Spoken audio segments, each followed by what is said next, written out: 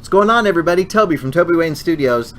So the modification of the Scarlet Spider that I've been working on has sat overnight. It's in really good shape, really super strong. This stuff is, like I said, cured overnight, so it is really solid, which is fantastic. You want that good, strong, just durability to the sculpt itself. I did do a little bit of sculpting off camera. It wasn't much. Let me just go ahead and start my timer here. It wasn't much. I just did a few little modifications here and there. I went back and I added this little ridge around the outside here, and then I also added in this little tentacle here, which I just wanted to kind of tie everything together a little bit. This was really loud and proud, and this felt like it was lacking, so I just went ahead and added a little bit of a ridge, a little tongue tentacle. I noticed in the last video I was calling them tendrils, and I think tendril may have something to do with plants, which that's kind of like a plant form, but anyway, I'm going to try to get back into that habit of calling them tentacles, or whatever you would refer to them as, but yeah, tentacles. So anyway, yeah, I did the sculpts. I did a little more. I added some ridges up in here because I really want to get that organic folding over feel, like it's like I said in the last video, kind of filleted open to get some depth to it. Again, I'm not sure how well this is going to pick up on camera here, but I'm just going back now with my tool, and you can see how it just carves. It's really great stuff. Magic Sculpt. It's great.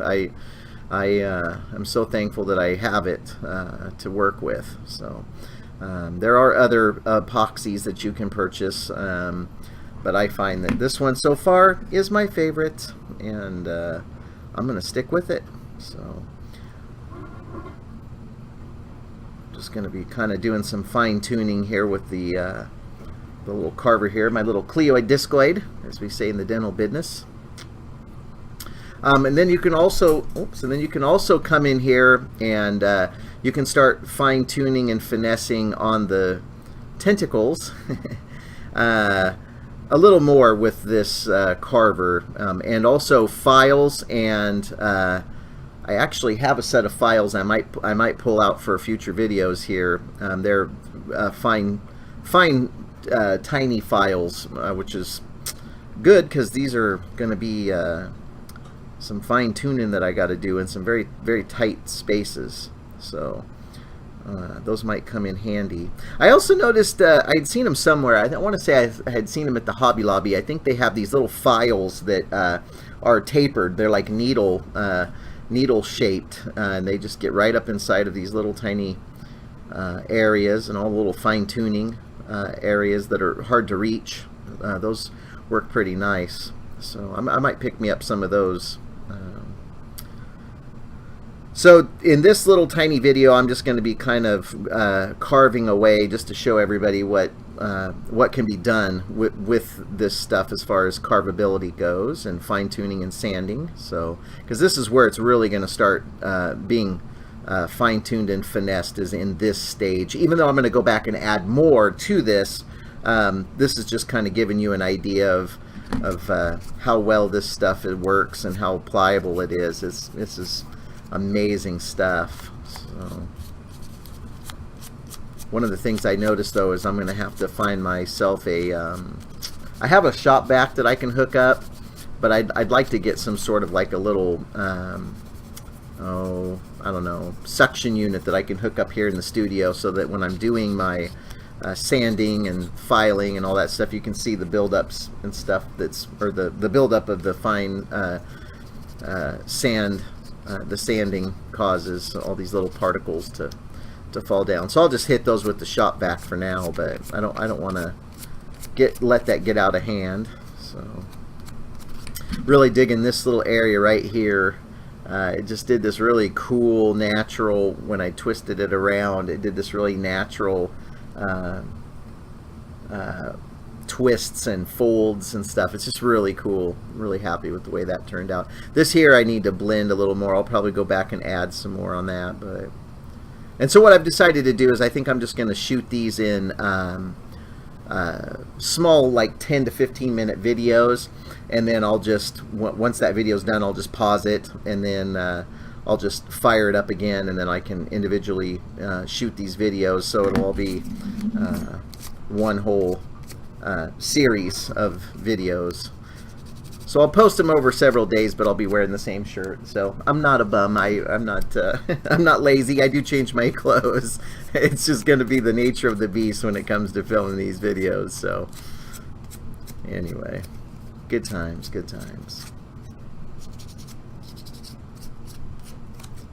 I still want to be careful. I want to make sure that I'm not going to be too rough with this. I mean, this stuff is pretty darn durable, but I'm exercising caution and care because I don't want to jeopardize or run the risk of it breaking. And if it does, then I can just repair it. You know, I can just mix up a little more, glue it, and glue it back into place if for some reason it snaps completely, which I just cannot foresee because this has metal rod running through it on all of them. This little guy has a potential to break, but he's already bonded pretty much to the sculpt itself.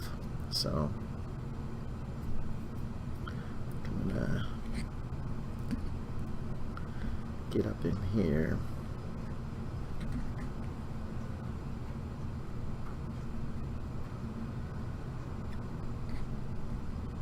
I might even be able to very carefully get a fine burr and put it in my Dremel tool. Then I can come back in and finesse this with my hand piece. I want to try to be very careful with that because hand pieces and Dremels and stuff can have the potential to get pretty aggressive if you're not careful. So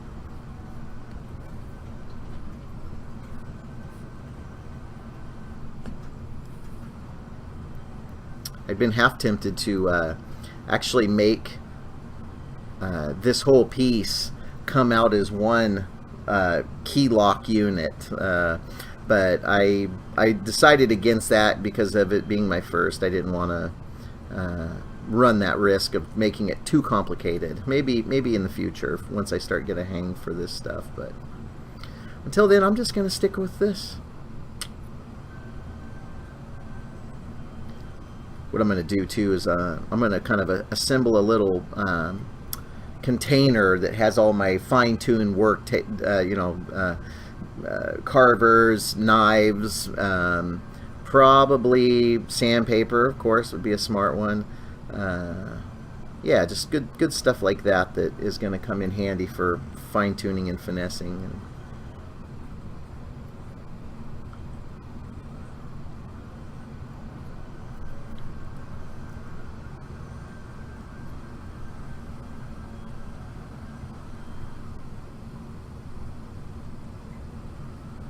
I was able to do a little bit of painting on a practice sculpt that I did, and this stuff takes paint like a champ. It's great.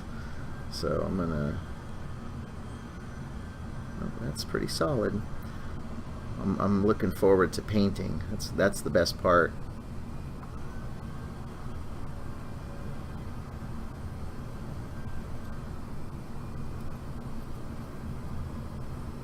Oh, a toothbrush. That's what I was going to put in that. That's the one thing I wanted to say is I'm going to put a toothbrush in that little cleanup kit to get in there and dust all these little areas and stuff, because these little tiny shavings, they add up pretty quick. So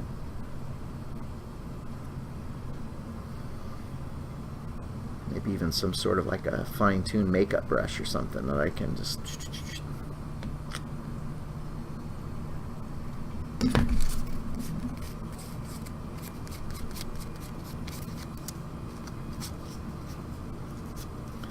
careful not to sandpaper out all my detail work that I just did. Just kind of give it a once over.